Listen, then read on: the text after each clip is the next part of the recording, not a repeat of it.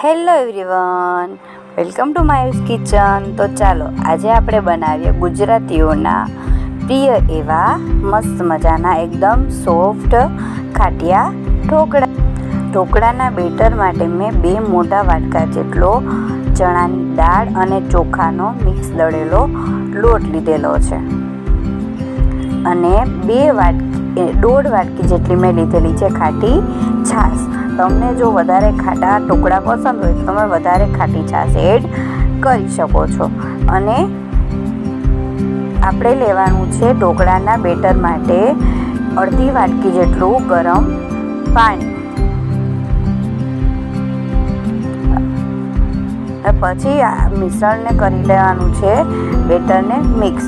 અને હવે આપણે એમાં એડ કરીશું અડધી ચમચી જેટલો હળદર પાવડર, અડધી ચમચી જેટલું મીઠું અને અડધી ચમચી જેટલું આપણે એડ કરીશું ખાવાનો સોડા, જેનાથી આપણા ઢોકળા એકદમ સોફ્ટ બનશે. અને પછી આપણે એડ કરીશું 1 લીંબુનો રસ. હવે મિશ્રણને કરી લેશું બરાબર મિક્સ.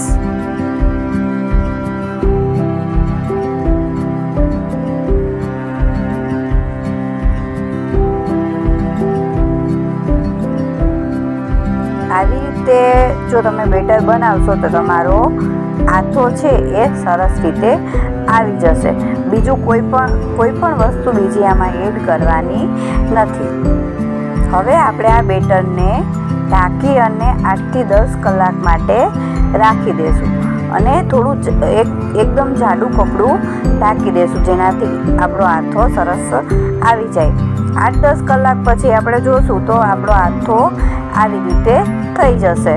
જો એકદમ સરસ રીતે આથો આવી ગયો છે. હવે જોયો કેટલો મસ્ત આવી ગયો છે.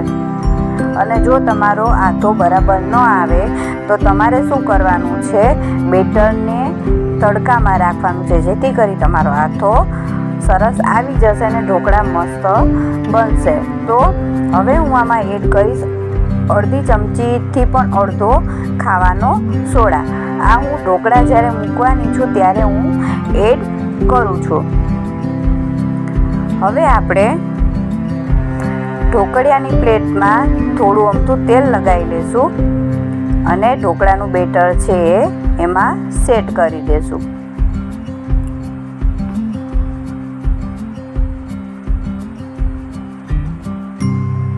હવે આપણે ઉપરથી એડ કરી દઈશું લાલ મરચું પાવડર.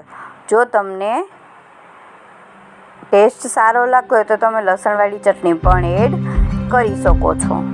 અને બેટરની અંદર આદુ મરચાંની પેસ્ટ પણ એડ કરી શકો છો. આજે મારે લંચ બોક્સ માટે બનાવવાના હતા, એટલા માટે મેં એડ કર્યું નથી.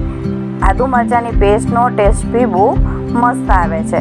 હવે આપણે ઢોકળિયાને બંધ કરી અને 8 થી 10 મિનિટ માટે ઢોકળાને સ્ટીમ થવા મૂકી દઈશું.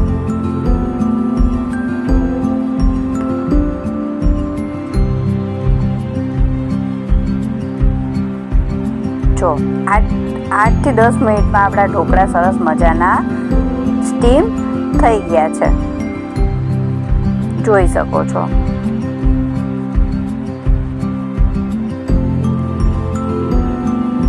હવે આપણે ઢોકળામાં ઉપરથી થોડું અમથું સિંગ તેલ એડ કરીશું, એટલે એનો ટેસ્ટ ખાવામાં બહુ મસ્ત લાગે.